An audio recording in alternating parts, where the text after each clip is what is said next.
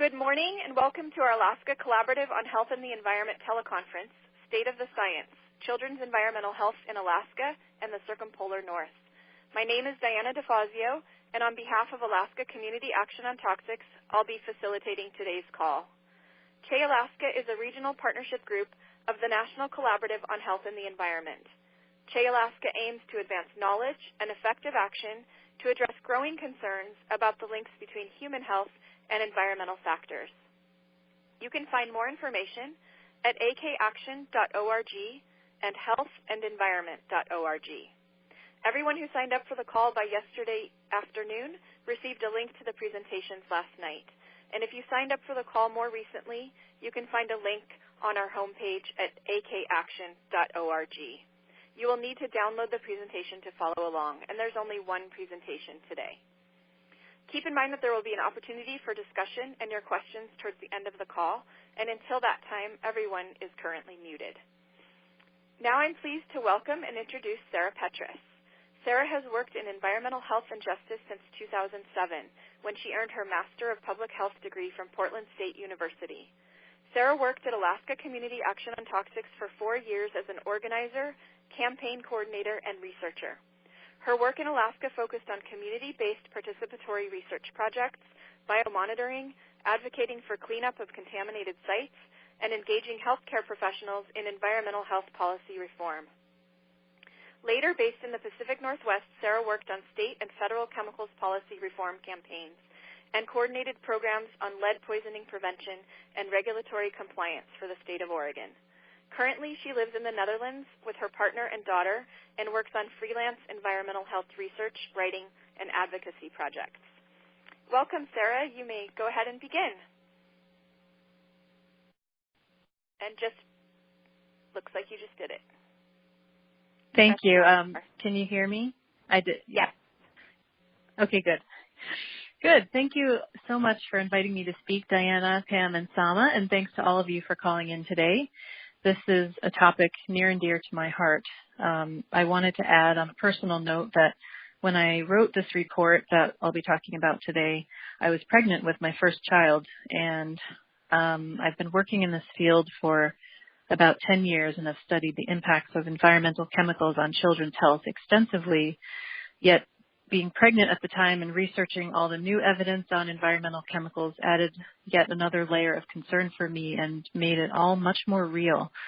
Suddenly I'm responsible for another human and hyper aware of my own exposures and those I'm creating for my baby. And not being completely in control of this made me very uneasy at times, as I'm sure many of you can relate. And I really feel strongly that none of us should have to bear the burden of shielding our children from unseen hazards that often we don't know about or can't control. And that's why ACAT's work and that of its allies is so important, because they really work upstream to eliminate these chemicals from consumer products and from the environment in the first place to protect our future generations. So after my presentation, they will be talking about some of these upstream policies and actions that you can take. And that's really such a key piece of this work. So with that, I will get started on the first slide. This talk is based on a report of the same name published after the Children's Environmental Health Summit held in Anchorage in 2016, organized by ACAT. And I believe Sama will tell you more about the summit and the task force that came out of it after my talk. But first I'll cover the state of the science and what we know about environmental chemicals and how they affect children's health in the Circumpolar North. So let's jump into the science. Next slide. As a little bit of background to start, we'll mostly be talking about chemicals known as persistent organic pollutants, or POPs. These chemicals travel north on air and ocean currents from all over the northern hemisphere. They settle in cold climates and build up in the food chain. For example, a pesticide used in Mexico may make a series of airborne jumps and arrive in the Arctic in as few as 3 days. These chemicals are so persistent, they don't break down, and they're highly toxic, posing serious risks to human health. People living in the Circumpolar North face disproportionate exposures to these chemicals as they build up in the environment, and children are at the greatest risk. Because POPs build up in fatty tissue, Arctic indigenous peoples who rely on a traditional fat-based diet are particularly vulnerable to exposure. These populations have been found to have levels of POPs in blood and breast milk that are among the highest of any population on Earth. Next slide. The body of evidence on links between environmental exposures and children's health is growing, but is likely just the tip of the iceberg at this time. There is limited direct research on populations in the Circumpolar North on health effects of exposure to chemicals of concern. Most of what we know is from studies done elsewhere in the world, but I will review some of the studies done in the Arctic. And I'll say that we do know that the concentrations of chemicals in the north are disproportionately higher, and in some communities, diseases known to be correlated to these exposures also occur in greater numbers. Some of the areas where more research is needed include studies on how people are affected by mixtures of chemicals, as this is how we are exposed in the real world, not just one at a time, but simultaneous and multiple exposures. We also need more research on the persistence and bioaccumulation of pollutants in the Arctic and their health effects on Arctic indigenous peoples who bear a disproportionate burden of exposure, as we just talked about. And finally, multi-generational studies on the long-term impact of exposures on children's health and development outcomes and the effects of chemical exposures. Next slide. There is mounting evidence showing that children's exposures to toxic chemicals both prenatally and after birth are linked to a host of serious diseases and medical problems. Chemicals of concern interfere with normal development and functioning of systems in the body and may lead to lifelong health conditions. In this presentation, I'll summarize what is known about the links between chemical exposures and adverse health outcomes for children, including endocrine disruption, birth defects, and neurodevelopmental disorders. As most of you are probably aware, any of these health outcomes could take a whole presentation to cover sufficiently, so I will try to keep it brief, and we should have plenty of time at the end for questions as well. Next slide. So first we'll talk about endocrine disrupting chemicals, or EDCs. Makes it a little bit easier to say. They interfere with the actions of hormones in the body, and thus they can trigger many different effects depending on the timing and the amount of exposure.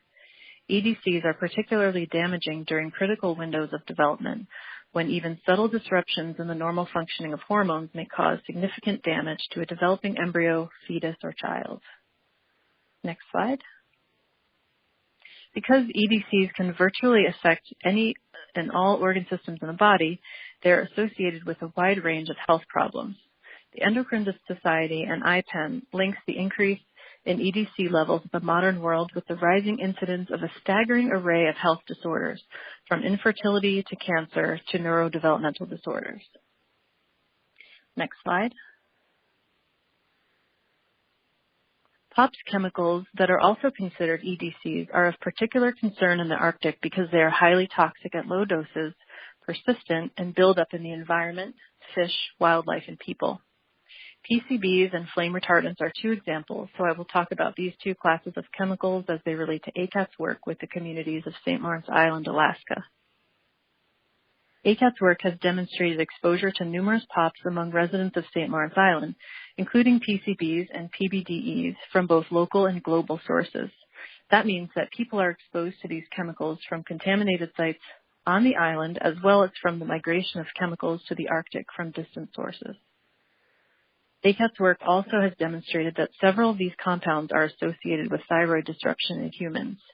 And finally, ACAT's research on fish as biomarker species has demonstrated that exposure to contaminants from the formerly used defense site on the island, in addition to global sources, could lead to the adverse health outcomes reported by the people of St. Lawrence Island, including high incidence of cancers, thyroid diseases, and reproductive disorders.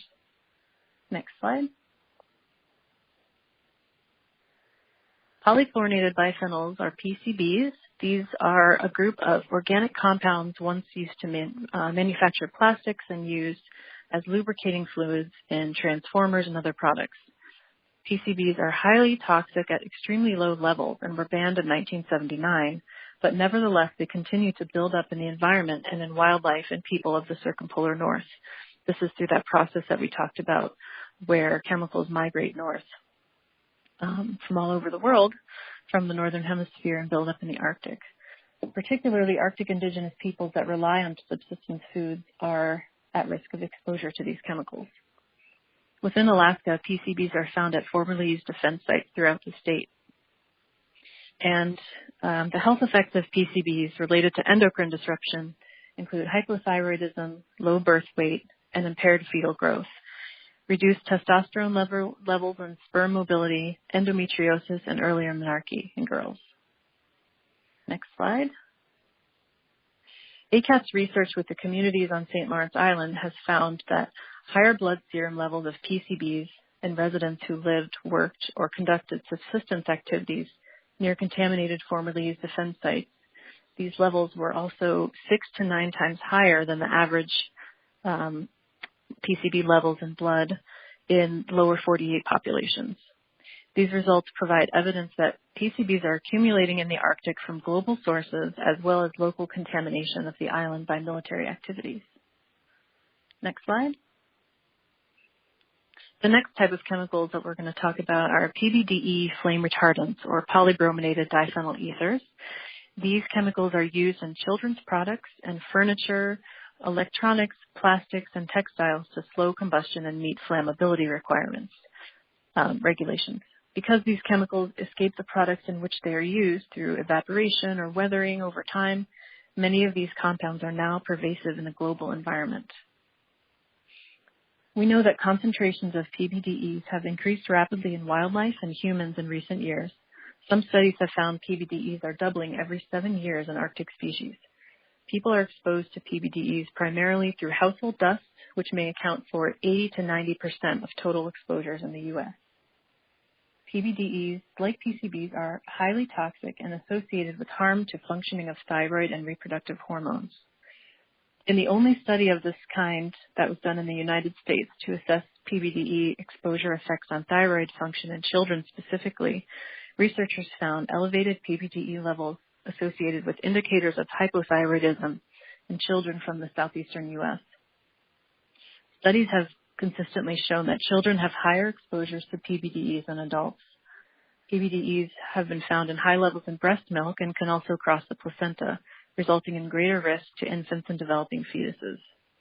Young children are more highly exposed than adults as well, with some studies finding levels approximately 3 to 9 times higher in children than adults, even in studies of children with their parents. Next slide. In the Arctic, we know that few studies have investigated contaminant levels in Arctic indigenous children, and only one has assessed PBDE levels. In 2012, researchers reported levels of POPs, including PBDEs, of 155 Inuit children and found higher concentrations of PBDEs in children than in adults. These children also had higher PBDE levels than those reported for many children around the world. These results suggest that PBDEs are significant contaminants of the Arctic to which children are more greatly exposed. Also, concentrations of PBDEs found in the blood of Yupik people of the Yukon-Kuskokwim Delta region of Alaska are the highest known human PBDE concentrations in the Circumpolar North. This is from research done by the Arctic Monitoring and Assessment Program. An ACAT study also found that despite the remote location of St. Lawrence Island, PBDEs are ubiquitous in dust collected from participants' households. The concentrations of several PBDEs in dust were associated with blood serum concentrations in participants, suggesting that house dust is a source of these compounds found in people's bodies. ACAT also found associations between PBDEs and blood serum and thyroid hormone levels. Generally, they're found to be positively associated with thyroid hormones and negatively associated with thyroid-stimulating hormone. These results suggest that not all PBDEs affect thyroid hormones the same way. They have many different effects in the body. Next slide. We're on page 13, by the way, in case folks are following along. To Two examples of endocrine disrupting chemicals that are not POPs are bisphenol A, or BPA, used to make hard plastics used in medical devices, bottles, and food containers, and phthalates, which are a family of chemicals used to manufacture soft and flexible plastics, solvents, and personal care products. Although BPA and phthalates are not technically POPs, they may as well be. In other words, while they do not persist and build up in the environment or in our bodies like POPs do in the same way, they are so widely used in consumer products that people are continuously exposed through contaminated dust in homes, offices, and cars. Children in the Circumpolar North have a greater risk of exposure to these chemicals as well because they're indoors for long winters, and homes that are kept closed retain more contaminated dust than those with more ventilation. Next slide. We'll talk about birth defects now. Wanted to make the point here that industrial chemicals, pollutants, and pesticides cross the placenta as readily as residues from cigarettes and alcohol, posing serious threats to the developing fetuses. Sometimes people are surprised that environmental chemicals can affect developing children and affect birth outcomes, but if you think about it that way, we know that cigarettes and alcohol do have those impacts, and environmental chemicals are similar in some ways. Data from the Alaska Birth Defects Registry shows the prevalence of birth defects in Alaska is twice as high as the national average. And what's more, compared to white infants in Alaska, Alaska Native infants were found to have more than twice the risk of birth defects. These numbers already exclude the common risk factors of cigarette smoking, alcohol consumption, and maternal age, which are known to be associated with birth defects. So clearly we know there are environmental factors at play here. Next slide. There were 2 landmark studies done in Alaska which found that women from communities with hazardous open dump sites were more likely to deliver preterm or low birth weight babies. These studies found that women from communities with open dump sites that were considered most hazardous by EPA standards delivered babies who weighed less, were too small for their gestational age, were born too early, or had higher rates of some birth defects than babies born to women living in communities near less hazardous dump sites. Now, from these studies, little is known about the exposures that contributed to these outcomes or exactly how women were exposed, but this research does highlight the role that environmental exposures play in birth outcomes. Other chemicals of concern in the Arctic that are associated with birth defects in other studies are solvents, heavy metals, and pesticides, which are linked to heart abnormalities, oral clefts of the lip and or palate, and neural tube defects. Prenatal exposure to phthalates is also linked to lower serum testosterone levels in boys and in adult males, and indicators of feminization in baby boys. And PCBs are linked to low birth weight and impaired fetal growth. Next slide.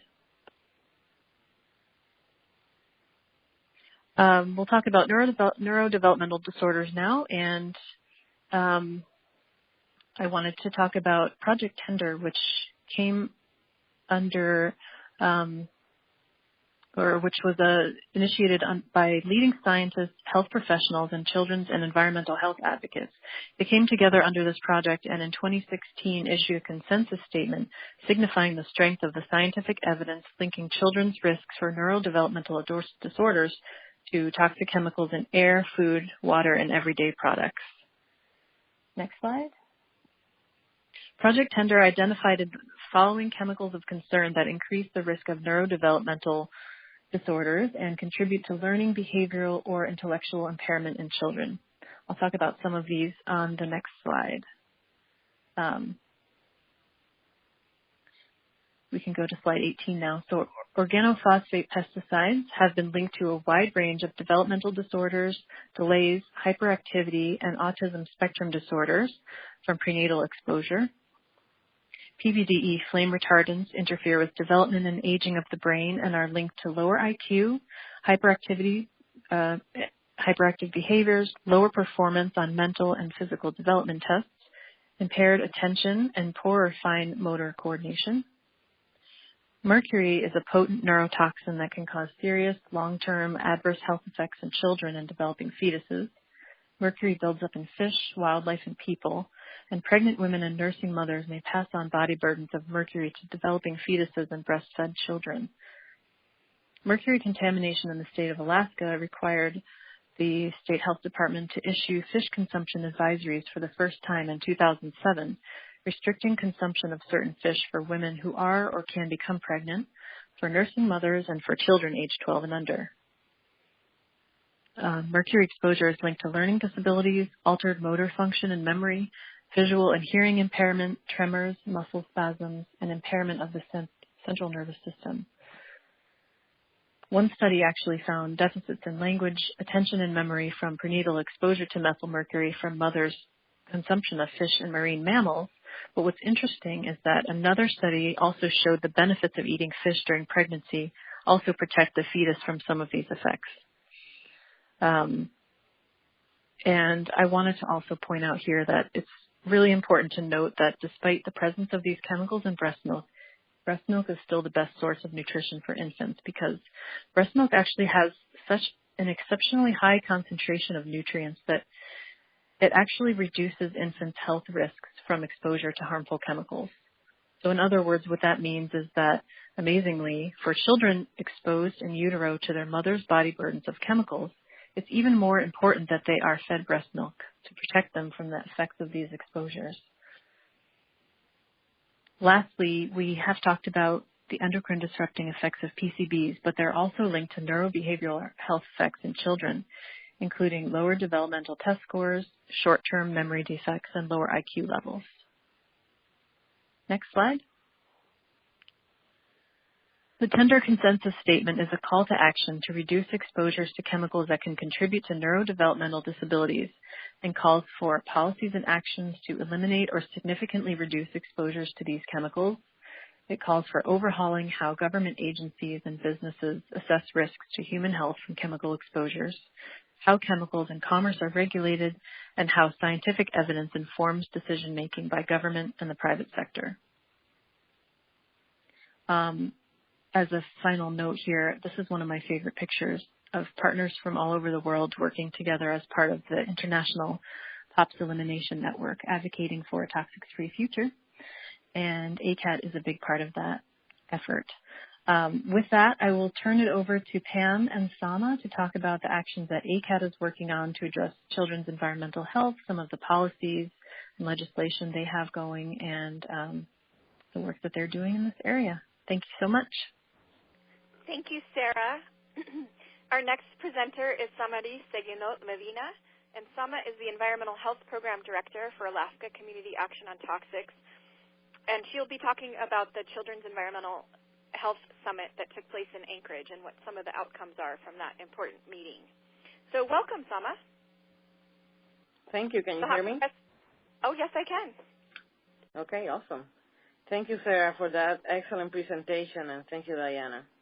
Good morning, everybody. So my part is to mention the highlights of the work we did the second day of the summit. We wanted the summit to be a springboard for action rather than an end in itself. So most of the second day of the summit we devoted to do work group discussions in areas of policy, research, healthcare, education, and outreach and environment. The work group provided a series of recommendations and actions that will be carried forward following the summit.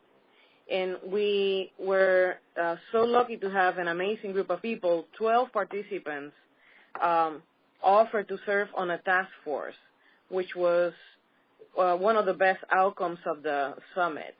And that task force was organized to implement those recommendations together with us, with Alaska Community Action on Toxics.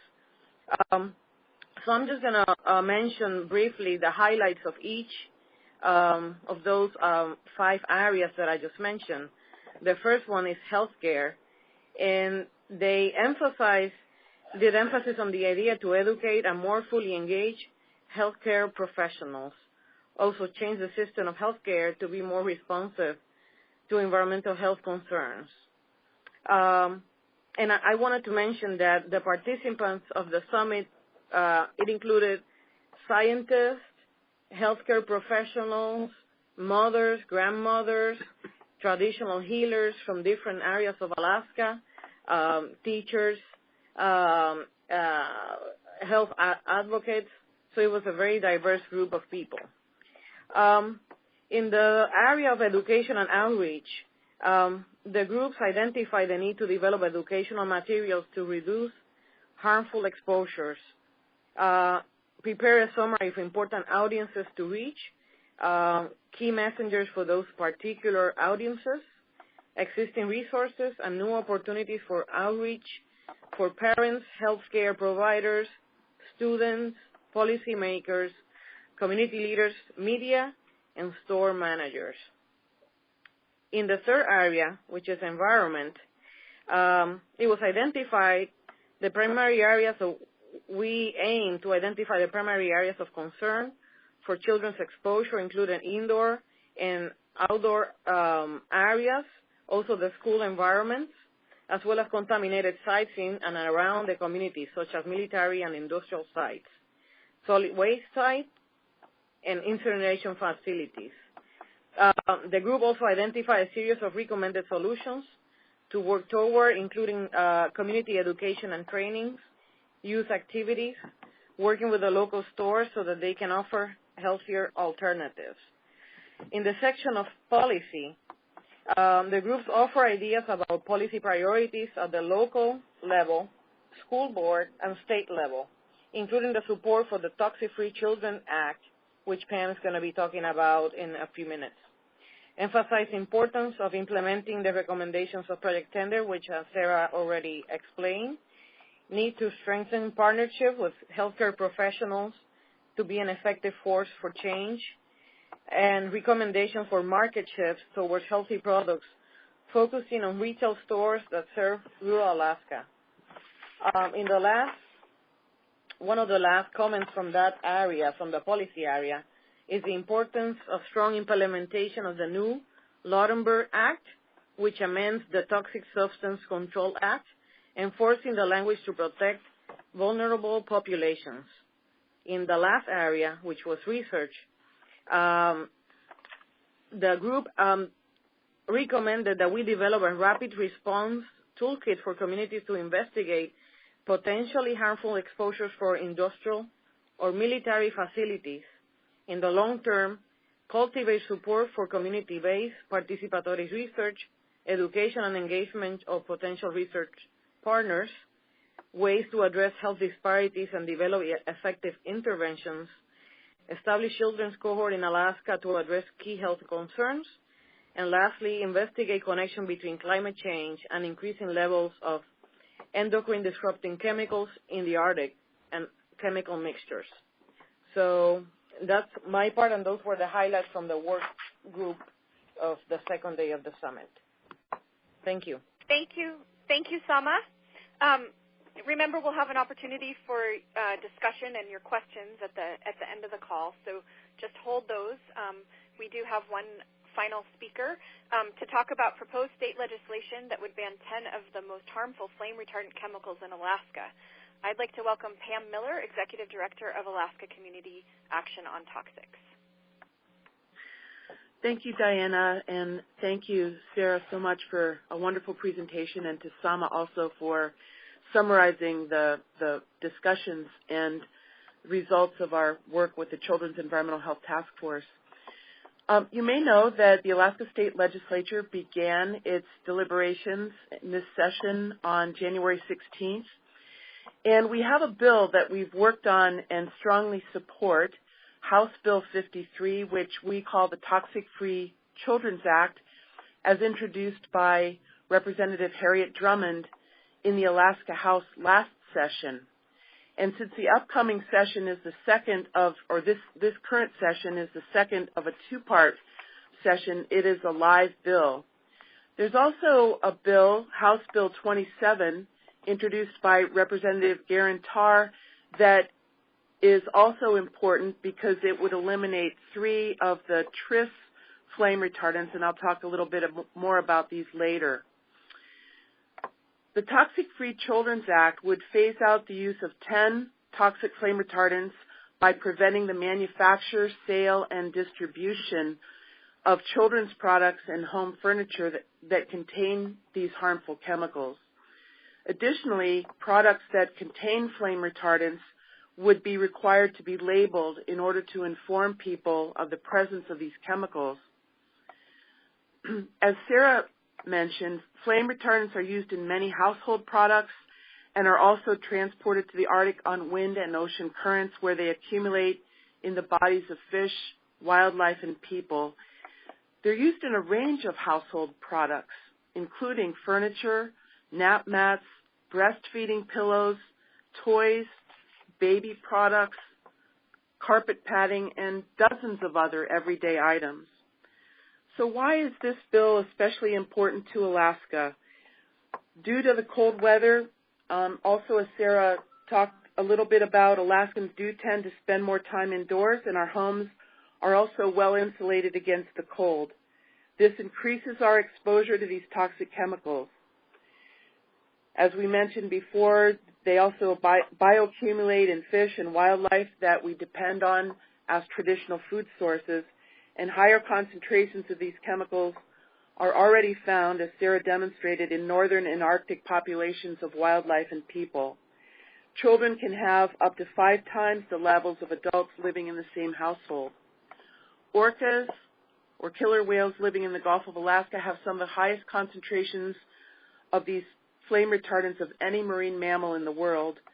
And Sarah also mentioned that Yupik people of the Yukon-Kuskokwim were found to contain the highest levels of PBDEs in the circumpolar Arctic. So why focus on flame retardants? They sound like a good thing, right? Studies do show that these are not effective in preventing fires, and they make products, homes, and fires more toxic. We have especially good science about the health effects of the 10 flame retardants included in our bill. They are widely used in many household products. We're very happy and enjoy support for legislation on flame retardants from the Alaska Professional Firefighters Association, and organizations have passed resolutions, written letters of support, and testified from the Alaska Fire Chiefs Association, the Alaska Nurses Association, the Arc of Anchorage, the Alaska Federation of Natives, the American Sustainable Business Council, the Breast Cancer Fund, now Breast Cancer Prevention Partners, Breast Cancer Action, and the Firefighters Cancer Prevention Foundation, and many other individual Native tribes and organizations. Many other states have passed similar legislation serving to drive policies that protect public health and advance pressure on Congress. We've had similar bills introduced such as this since 2008, and in 2015, a bill that was introduced by Senator Wielechowski passed the full Senate, however, failed in the House. So we will prevail. We will continue working on this. It's very important, and we have high hopes that we can move this bill this session. We do know that the chemical industry has lobbied and will continue to lobby heavily against this and similar legislation. In past years, the chemical industry set up a fake grassroots organization called Citizens for Fire Safety, and this was exposed by an important investigative series of articles in the Chicago Tribune. They sent people to testify in states running bills to phase out flame retardants, including Alaska, and one of the people testifying did not disclose his affiliation with this group. He was a retired bird surgeon who subsequently lost his medical license and was found to be giving false testimony. We need your help to pass the Toxic Free Children's Act in the upcoming legislature. We have a majority on the House side and Republican and Democratic allies on the Senate side. We're asking your support to help pass this important legislation, and we think that this will go a long way to protecting fish, wildlife, and the health of people. So we hope that you'll contact us and find ways to help that can include writing letters, testifying, writing letters to the editor. And if you're interested in helping out, please contact Sue Chan, who is our wonderful civic engagement coordinator, and you can reach her either at 222-7714 or sue.c@akaction.org. Thank you very much. Thank you, Pam. Thank you, Sama and Sarah. And now is our opportunity to receive questions and comments from our participants. So we'd like to invite everyone who called in, anyone who would like to participate. You can press 4* to unmute your line, and we ask that you also state your name and affiliation, just so we know who you are and where you're calling from. So again, 4* will unmute your line.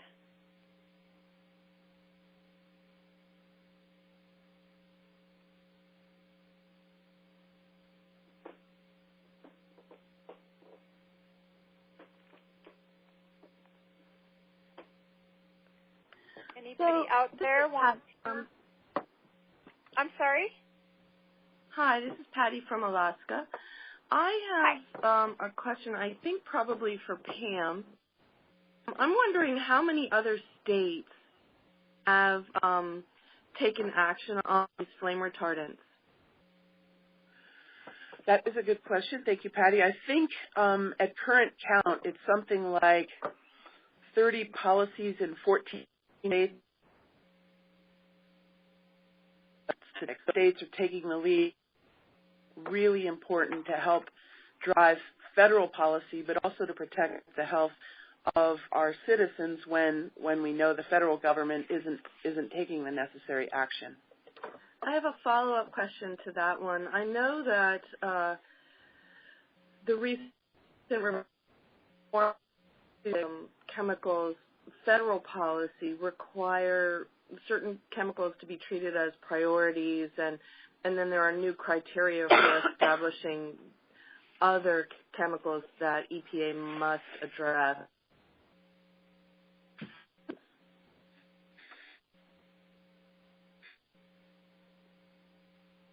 HBE is one of them, one of the flame retardants used widely in electronics, and HBCD, another flame retardant, hexabromocyclododecane, which is used in insulation. So those are two flame retardants that are among the priority chemicals, but I think we're seeing, and one of the reasons ACAT is among the litigants suing EPA because they're not properly implementing the Lautenberg Act, the reform of the Toxic Substances Control Act, is that the process is flawed and too slow in order to address these priority chemicals. Thank you for your questions, Patty. And I would now like to invite anyone else who'd like to make a comment, join the discussion. Press 4* to unmute your line, and if you have already asked a question, 4* will mute your line again, and that will help reduce background noise.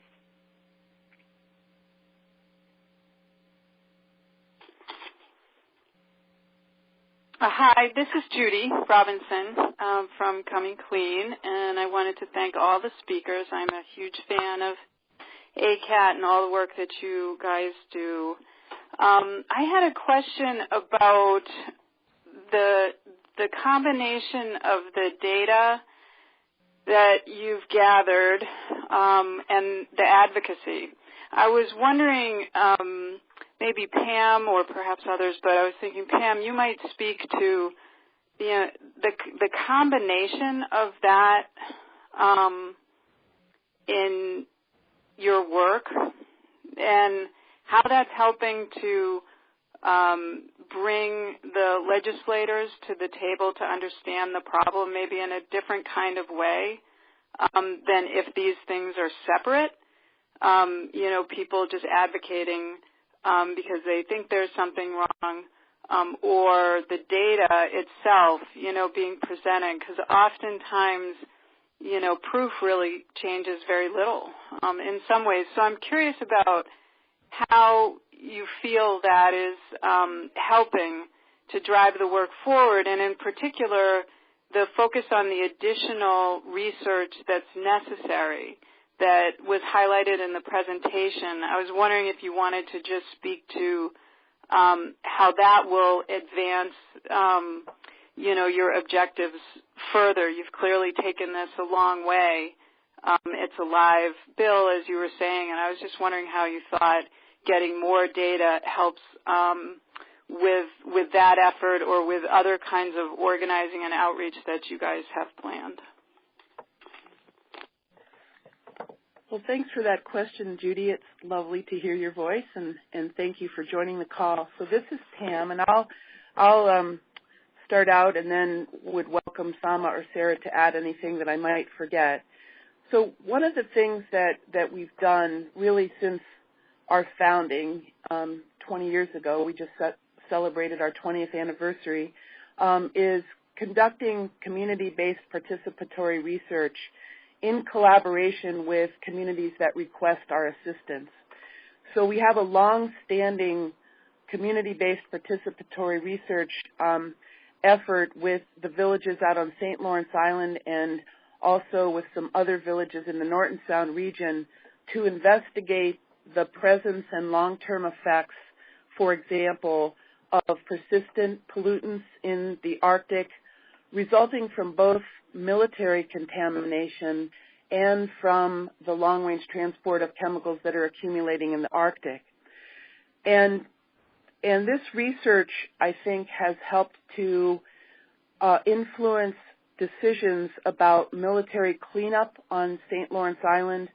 We've taken this information in efforts and with delegations of people from these affected areas to places including Juneau and Washington, D.C., and at the international level to affect decisions to phase out chemicals under the Stockholm Convention on Persistent Pollutants.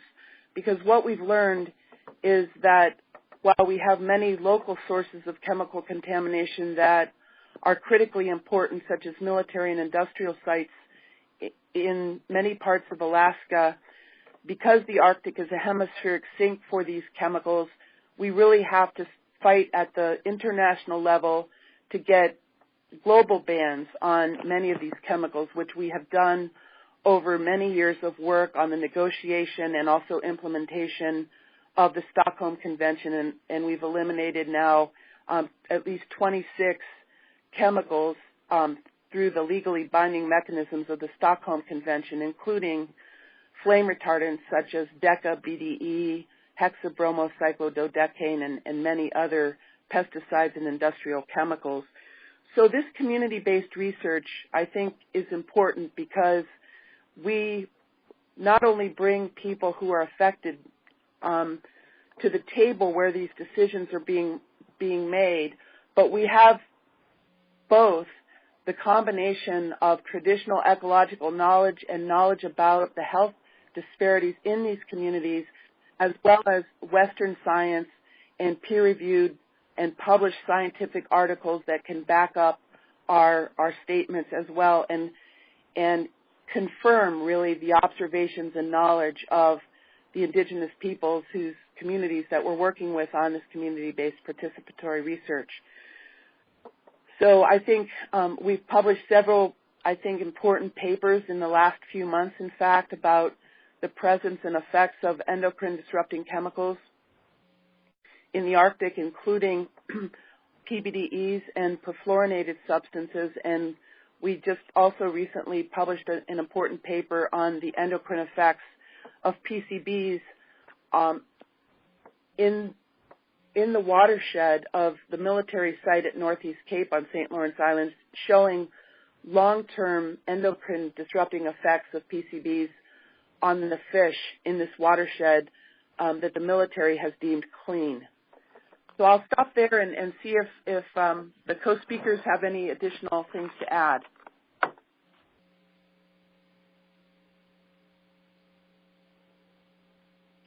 It sounds like they think you covered it pretty well, Pam. But this is a good time for me to mention that several of those papers that Pam mentioned, I can include links to those when I send around a follow-up email that will also include a recording of today's call. So you can access those and read them yourselves. If there's anyone else who would like to join the conversation, press 4* to unmute your line. Diana, this is Sarah. Can I make a comment? Of you can course. Hear me? Yes. Okay. I just wanted to add, too, that I forgot to mention that I did include references in the slides, and some of those some of those papers that I think Pam mentioned are possibly in that list. So there should be links in there as well, and there are also references in the full report as well. Okay, great. I'll make sure to pull out some of those links from your reference slide to highlight. Hi, this is, hello? Hello. This is Moses. I have a quick question.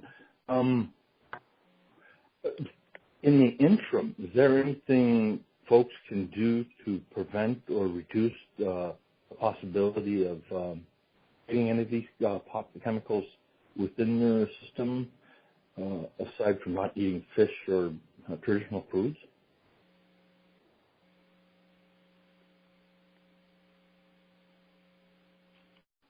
Who would like to take that question that I'm sure is on a lot of people's minds? Sarah, do you want to start that one out?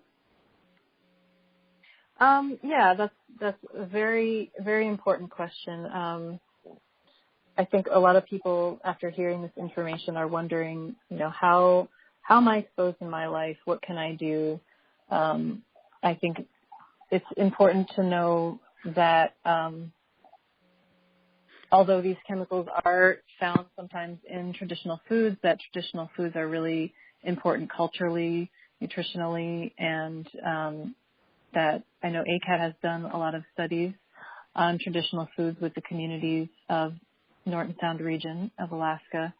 And the goal of those studies is not to discourage people from consuming traditional foods, but to just give them the information to make informed decisions. And I'm not exactly sure what the status of some of those studies is now, but maybe ACAT can talk about that as well, and what the recommendations are that they have for people in those communities and people all over the Circumpolar North who have those same concerns.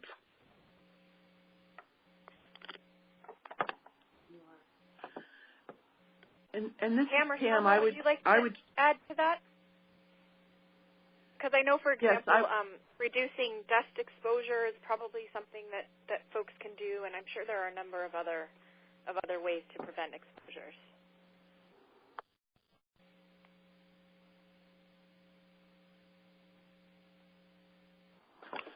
Hi, I was just trying to unmute my line. Sorry about that. I would just add to what Diana said. Yes, dust is a very important exposure route, particularly for infants and children in the household.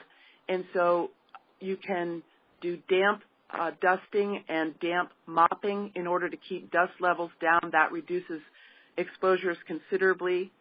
As Sarah said, we're certainly not advocating to stop eating traditional foods because of all the well-known benefits of consuming traditional foods.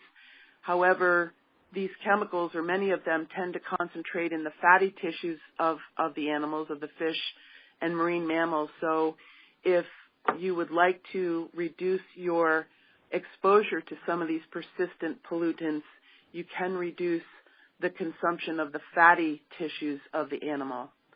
So that's another way. But really what we're saying is that there are things that we can do in our own lives to reduce our exposures personally and for our families and communities.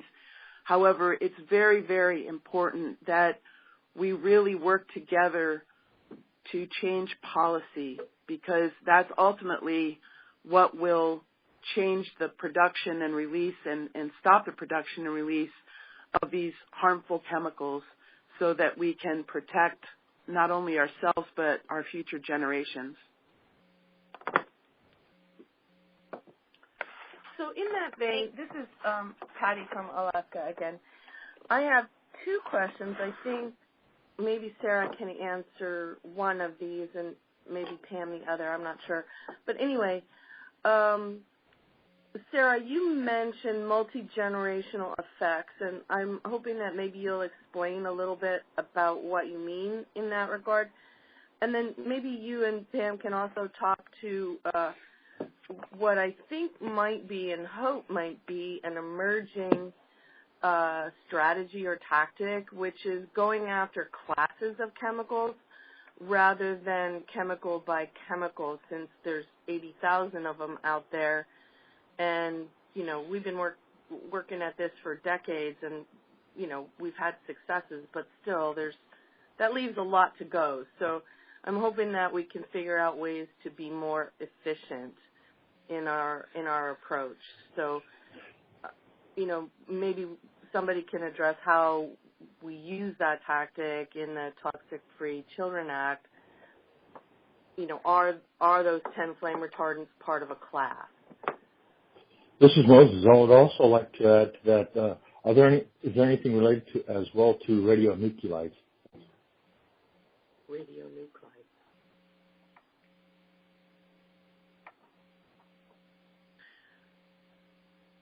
Patty, thank you for your question. Yeah, I'll take the first piece on multi-generational effects. I think what I was getting at there is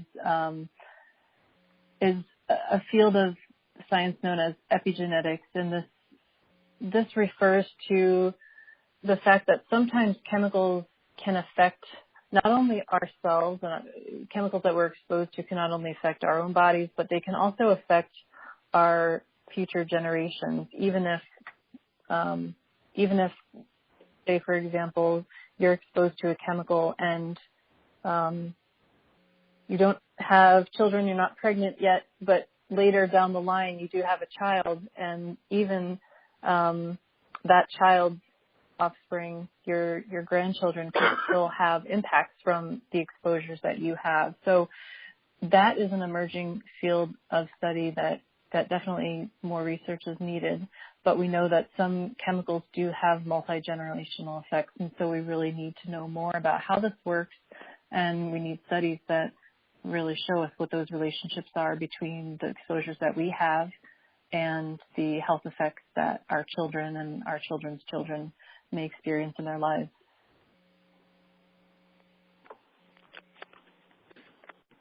So I think that addressed the first part of Patty's question, and the second part was about classes of chemicals.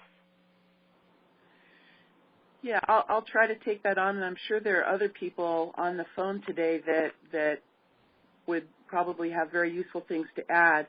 So I think there are emerging strategies among scientists as well as advocates to address harmful classes of chemicals, like the halogenated chemicals that contain chlorine and bromine that make these substances, these industrial substances, so highly persistent and in many cases bioaccumulative and toxic.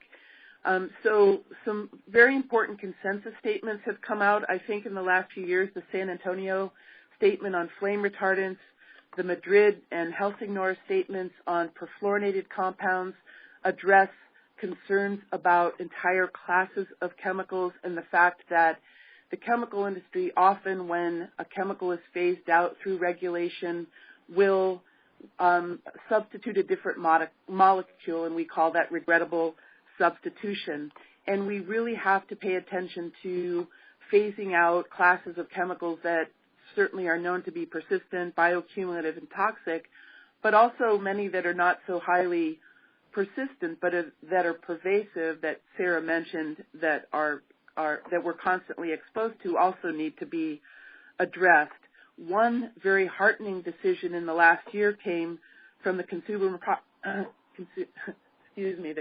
Product Safety Commission that recommended the phase out of halogenated flame retardants in several classes of products. And that was really, I think, a landmark decision that shows recognition that it's not just one or two chemicals within a chemical class, but many of these chemicals have similar structures and similar health outcomes and health effects in our bodies, so they need to be addressed as a class.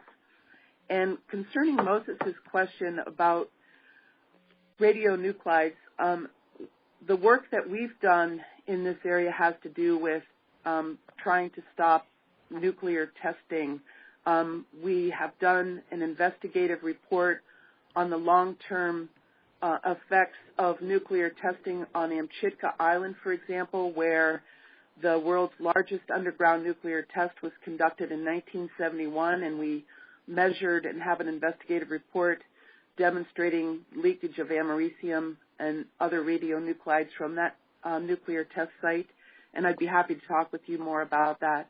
We've also done an investigation of radionuclide leakage from Fort Greely, where they had a nuclear test reactor that was actually used to produce weapons-grade plutonium in interior Alaska. And generally, we stand opposed to nuclear testing and to nuclear power development in favor of better and cleaner renewable sources of energy. But I'd be glad to talk with you more about that, Moses, and thank you for your question. I want to thank everyone for calling in today to listen and learn about this important topic, and to thank our speakers once again for their time. I want to let you know that there will be a recording available of this call that I'll send to everyone, as well as links to a number of additional resources and documents and research papers and websites, so you can continue to be involved and to be alerted when the legislation, ways that you can help with the legislation. So thanks again to everyone. I also would like to ask you to consider making a donation to support these monthly calls, which we bring each and every month to you. And your contribution of any amount that's right for you will be greatly appreciated. You can give online at our website at acaction.org. If you have any additional questions or comments, please feel free to contact us at 907-222-7714. You can also send an email to me, and I will try to direct your question to the right person.